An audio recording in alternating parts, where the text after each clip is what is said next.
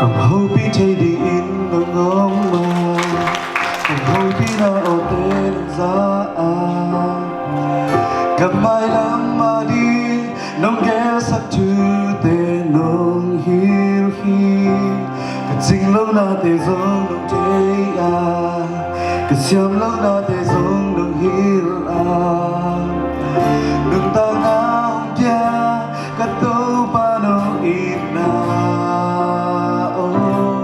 Zeisu kasam natin Itna kaday natin kimna nalo adam pasyan onglo Zeisu kabel swang pinahi một kim one hoài nahi nasu lung kham và ông nó lâu ở tôn tui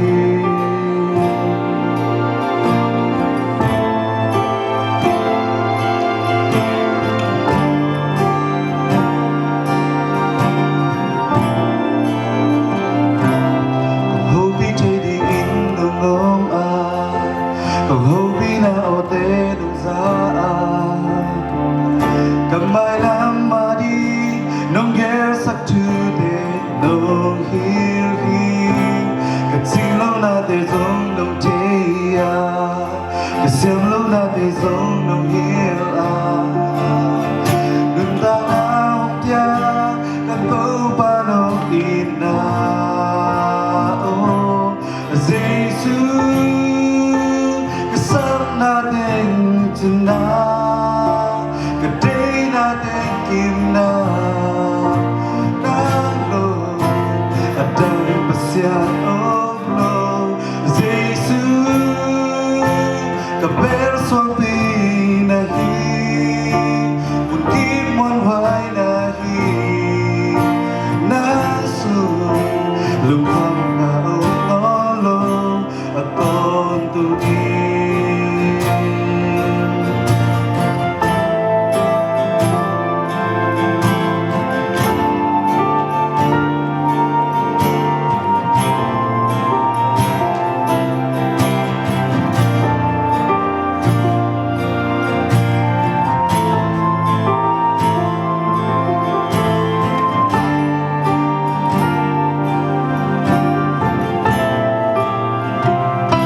Zeisu Itna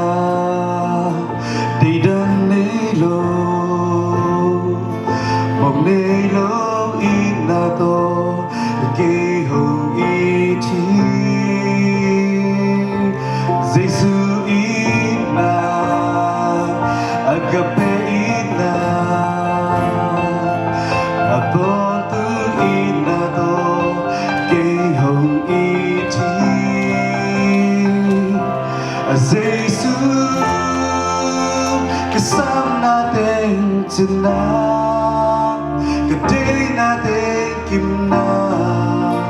nalo adam pasyan onglo Zeisu kabel swang pinahi un kim one hoài nahi nasu lung kham na ong nó aton tui